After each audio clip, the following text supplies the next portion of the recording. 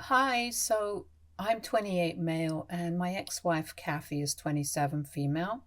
She recently got married to her boyfriend of 3 years, Jonathan, who's 32 male. They've been married for 6 months. Kathy and I had been married quite a long time ago, and that marriage had only lasted for a year. We got married right out of college as soon as we graduated, and it was a very small, intimate ceremony. We had been together since high school, since our sophomore year, to be more precise. We had even attended the same college, so getting married just seemed like the right step to take. But even though we had been together for so long before that, things didn't work out between us. We were fighting almost every day, and about a year into our marriage, I decided that I could not do this anymore, and I wanted to leave. Maybe it might have been a hasty decision since I had not exactly fallen out of love with her, but I was just sick of fighting with her. And she's really proud, so when I told her that I wanted a divorce, she did not even try to fight to stay with me. And she just said that I could go if I wanted to. And we ended up getting divorced. Both of us were really immature and were definitely not ready for marriage because that's a big deal. We had a lot of growing up to do, and unfortunately, I don't think we would have been able to do it if we had stayed together at that point in time. But during the divorce, she realized that she was pregnant, and we had to factor that in as well. I had thought that we would never talk to each other after we got divorced, but the fact that we were going to have a baby changed everything. She wanted to be a mother, and I definitely wanted to be a father. We tried to work past our differences, but honestly, I thought that it would be better for us to part ways instead. She wanted us to cancel the divorce proceedings and try to work things out and get help from a professional. But I was determined to leave. I had made up my mind and I was not going to back down. So I told her that we could have shared custody of the child and tried to co parent the baby. We could even live close to each other during the initial stages because at that time the baby needed their mother the most, but she was not happy about any of it, and she just wanted to continue our marriage. So we had a lot of disagreements during that time, and things were very difficult. But eventually, we were able to come to a conclusion, and we decided that we would be taking turns with our child, and we would do our best to keep the peace for the sake of our future child. I can understand why she wanted to stay married, but honestly, I had only gotten married because I thought that was what people should do. She had been talking about getting married ever since we were in our second year of college, even though I did not feel emotionally ready for that kind of commitment. I wanted to make a life of my own before I settled down with somebody, but I did not want to break her heart, and I knew that if I had told her that I did not feel ready to get married, she probably would have left me, or we would have at least been fighting. So I decided to just get married for the sake of it. But after a year of being married to her, I realized that this was not my cup of tea, and I wanted to make my own way in life. So that was the reason why I wanted to get a divorce. And after I realized that we were going to have a baby, that resolve strengthened even more because I myself was not even happy in this marriage. So I did not think that it would be appropriate to stay married and then bring a baby into the world and then put him through all of our unhappiness. If I was not happy with her and she was not happy with me, then it would have been better for us to part ways and try to co parent our child peacefully instead of putting him through bad situations during his childhood. Having divorced parents from such a young age would have its own set of challenges, I'll give you that. But at least he would not grow up in a troubled household. That was my reasoning. She believed that we should have stuck together and stayed married because she thought that that would have been the best for the baby. But anyway, that's all in the past. With great difficulty, I managed to get her to agree to my terms and we got divorced, but we continued to stay in touch for the sake of our baby. And we still have continued that arrangement. Our son spends half the month at Kathy's place and the other half at mine. I try to be there for him as much as I can, and so does she. I can't say that we're friends. I know she still has a lot of animosity towards me, and rightfully so. But I did my best, and I do have a lot of love for her in my heart, but I wanted her to be able to have her own life as well. I was aware that she would never be able to truly be happy with me since my heart was not in the marriage. I loved her, but I wanted other things in life, and I was just not ready for marriage. That was my mistake. I acknowledge that, and I accept it. Anyway, after our divorce, I was still there for her in a platonic capacity and as a father. I accompanied her to all of her appointments, and when our son was born, I was there with her every step of the way. I even stayed with her for a couple of days to make sure that she was right. I did everything that a good father and a good partner should do. But in spite of all of that, she would tell everybody about how I had abandoned her when she needed me the most and made me seem like some monster. Most of my friends stopped speaking to me because of her, but I didn't even bring that up with her. I continued to do my duties as a partner and a father. I accepted it because I knew that I had wronged her by marrying her when I was not ready to do it. That was not something that I should have done, and I figured that this was my punishment for doing that. And I was okay with it. There was nothing much that I could do about the situation because if I stopped speaking to her at that point and picked a fight with her for telling all our friends such things about me, it would only prove her words to be true. The strange thing was that even after she was going around telling our friends such things about me, she was always nice to me whenever we would meet. To be honest, I actually used to feel like she was willing to get back together with me, even though she had been spreading lies about me. It was quite confusing, if I'm being honest. Because, on the one hand, she was trying to ruin my reputation and in front of our friends, and on the other hand, she was always nice to me to my face and acted like she could not live without me and still loved me.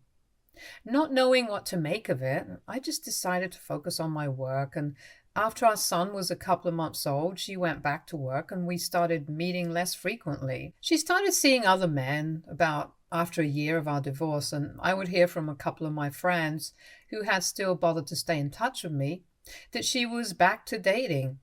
I won't say that it didn't hurt me because even though I was the one who had filed and pressed on for a divorce, I still loved her.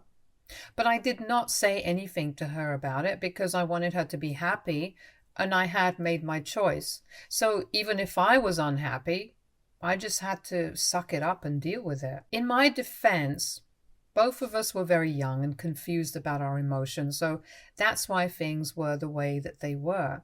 She would always make a huge deal out of her dates as well, so everybody would be able to find out about it. Then, after a few months, she realized that I had not commented about it, so she decided to bring it up with me herself and told me that she was now dating other people, so she was sorry if I felt bad about it, but she just wanted to tell me about it, so I did not have to find out from other people. She knew quite well that I did not say anything about it, and I told her that I was cool with it. She seemed a little disappointed when I did not pursue the topic further and just left with my son.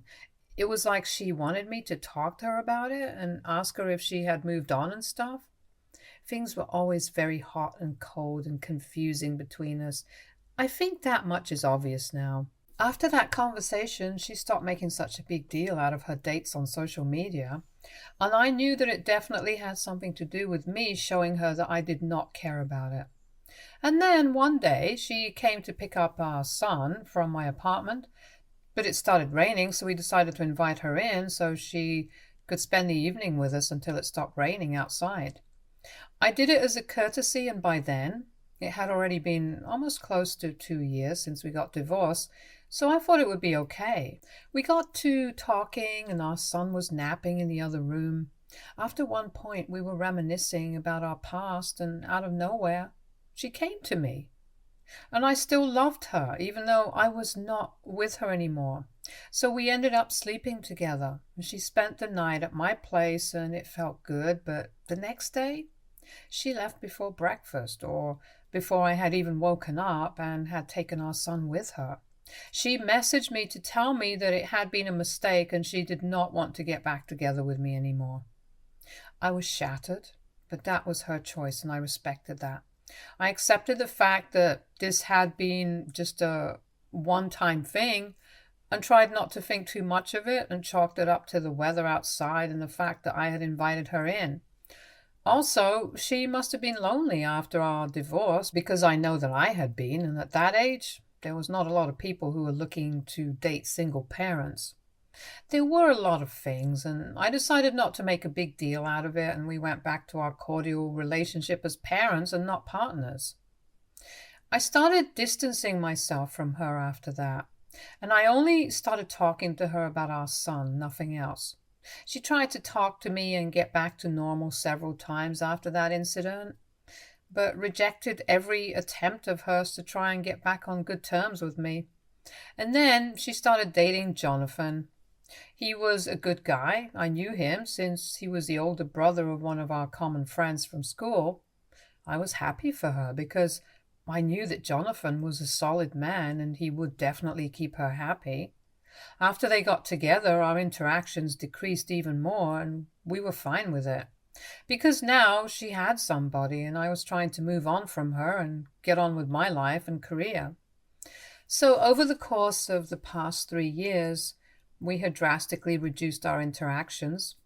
Jonathan was always nice to me whenever I would visit them to either pick up or drop off my son. And that's why I feel especially bad for what I did to the guy just a couple of weeks before his wedding. You guys have probably already been able to guess where I'm going with this. I'm not proud of it, and I think it's one of the worst things that I've ever done in my entire life. But yes, I slept with Kathy one last time before she got married. I guess she had cold feet or something, but she just showed up at my apartment a couple of weeks before her wedding. I think there must have been just 1 month to go until the big day, and I definitely did not expect her to show up at my house at that point because we had made it a point to never speak to each other unless it had something to do with our son. And at that time, our son was at her place, so I was very confused when she showed up that day. But it was really late at night and I was curious, so I opened the door to her and she literally just fell into my arms. She was crying and telling me that she really missed me and she had made a huge mistake and confessed to me that everything that she had been doing for the past couple of years was all to get me back. She told me that she had never been able to move on, but she knew that I wanted different things from life than her, and we were not compatible together. And even if we did end up getting back together, it was very unlikely that it would be any different from the first time that we were married. She was just very confused about what to do, and so she had been playing mind games with me and acting all hot and cold, so that explained a lot of things. I confessed to her that I had not been able to move on either, and I was very confused about my feelings too. We ended up kissing. One thing led to another, and before we knew it, we had done it. I felt really guilty about it later, and I still feel bad, but I loved Kathy, and I really thought that after that incident, at least, she would dump Jonathan and be with me instead. But once again, that did not happen. She woke up the next morning, started crying. I had to console her. She told me that she loved Jonathan and she was just scared that this would not work out once again. It broke my heart that she actually loved him and she was just with me to distract herself from the fact that she was getting married and she was so scared. She begged me to keep this a secret because she did not want to jeopardize her relationship with Jonathan, and hooking up with me had only made her realize that she actually loved him, because if she did not, she would not have felt guilty about it. And she required me to lie to everybody as well and never tell anyone about this incident. I honestly did not want to be the guy she kept on the back burner. I also did not want to ruin her relationship because I was sure that I was not going to gain anything from it. So I told her that I was not going to tell anyone, and she left. She got married, and that was it. I was very disappointed with the way that things turned out because I actually had started to believe that she was going to come back eventually. Because at this age, I'm pretty much ready to get remarried and I still love her. I've never been able to move on. But after she got married to Jonathan, it seemed unlikely. And after what happened a couple of days ago, it seems even more unlikely that we were going to end up together. No amount of love and affection is going to change the fact that she's really not a good person.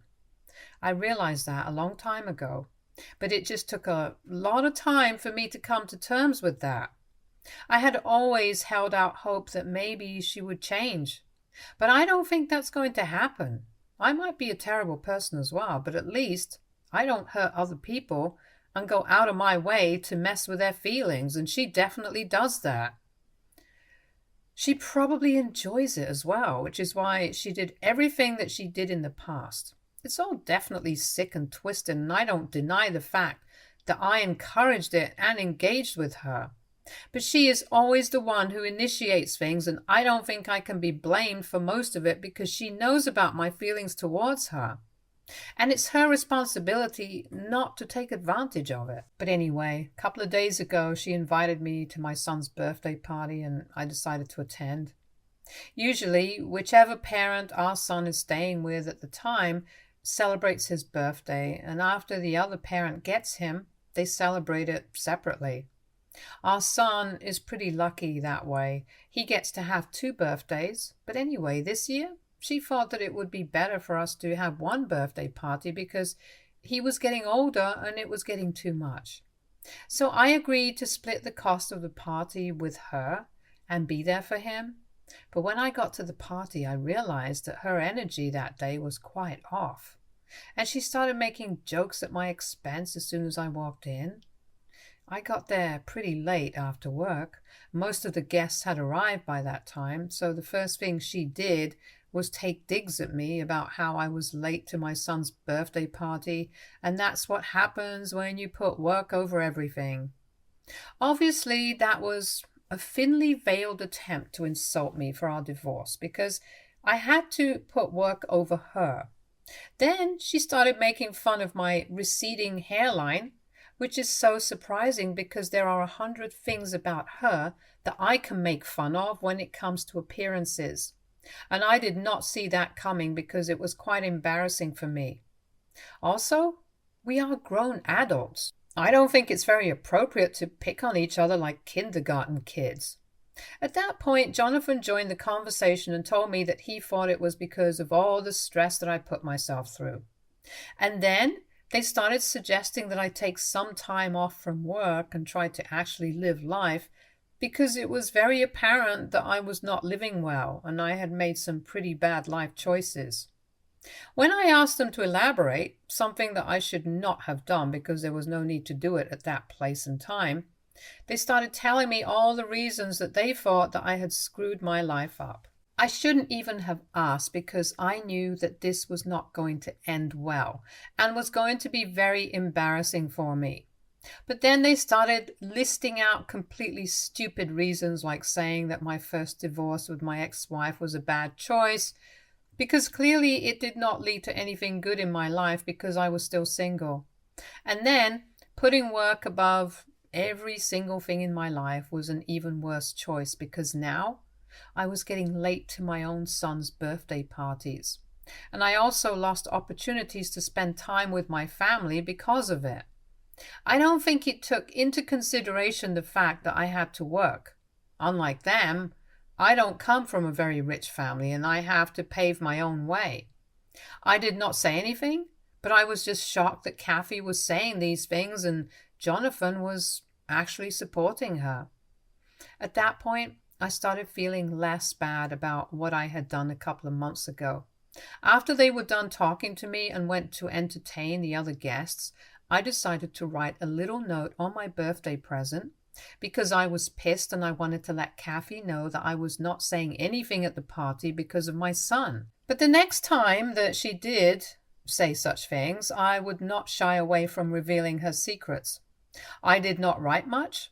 I just wrote, "I still know your secret and I know you don't want anybody else to learn about it. So watch your words around me." And then I snuck out of the party and went back home. I did not want to see Kathy, and I had already spoken to my son, and he was busy having fun with his friends, as he should be. So I know that I was not missed after that.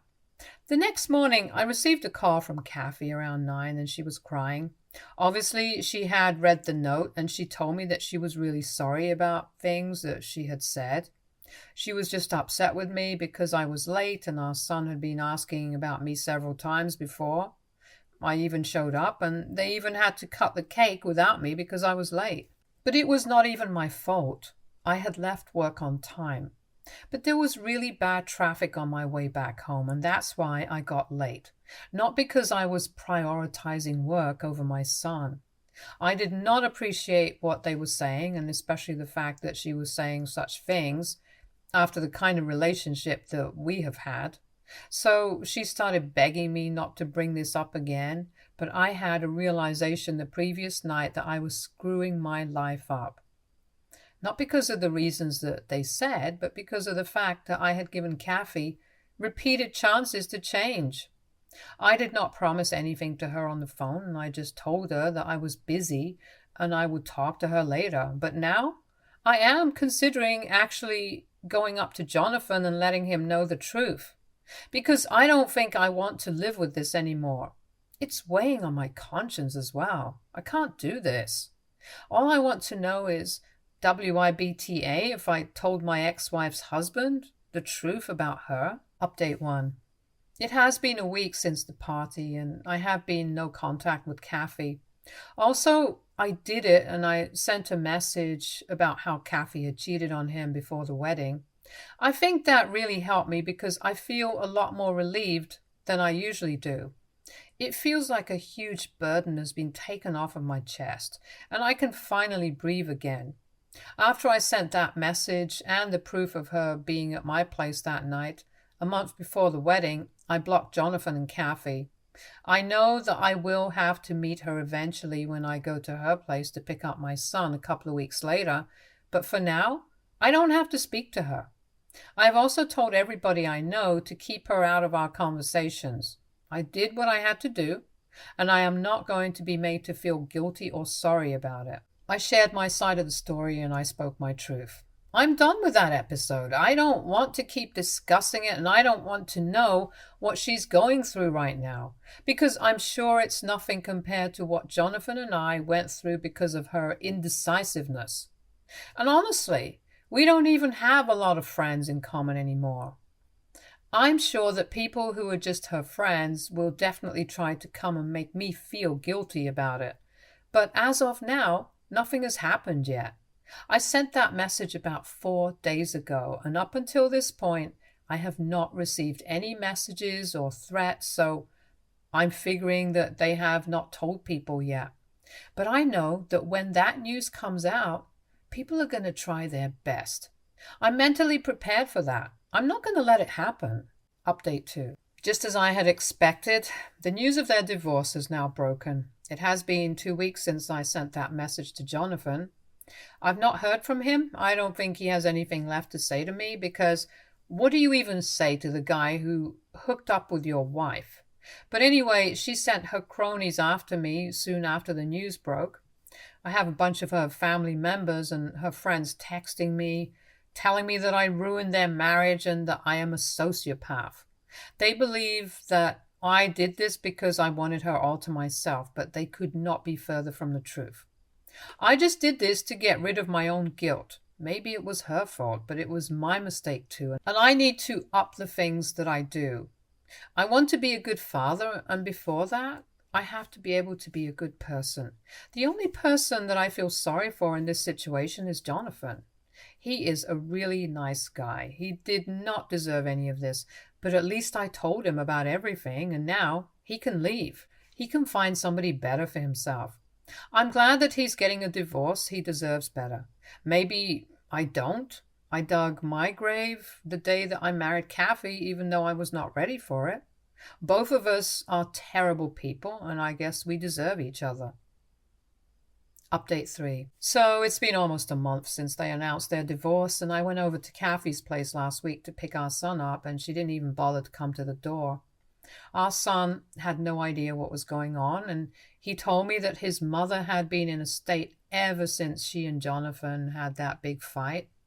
He was the one who told me that now every day his grandmother, Kathy's mother, comes to take care of him, cook for everyone, and keep the house in order because Kathy has stopped going out to work and just spends the entire day sleeping in her room. Obviously, the kid is very confused and has no idea what's going on. Nobody has told him anything. He keeps asking me why Uncle Jonathan left the house and the two of them are fighting, and I have no idea what to tell him. It's heartbreaking.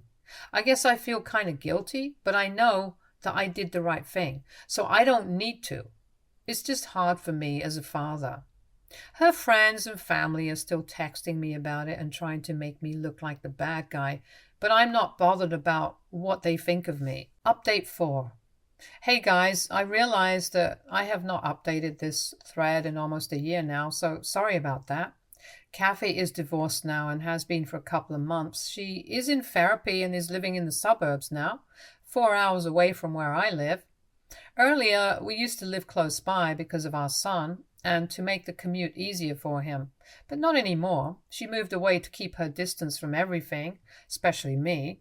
She told me a couple of days after her divorce proceedings began that she still loved me deep down, but she has a lot of issues to work through, and we are not good for each other right now. If we are really meant to end up together, life will find a way, but for now, we have to stay separate. I guess that's true.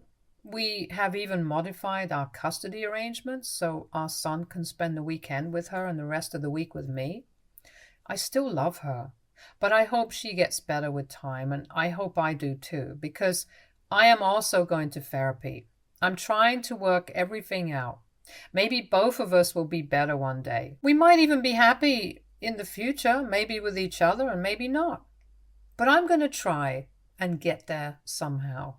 Stay tuned for more stories from our girl relationships.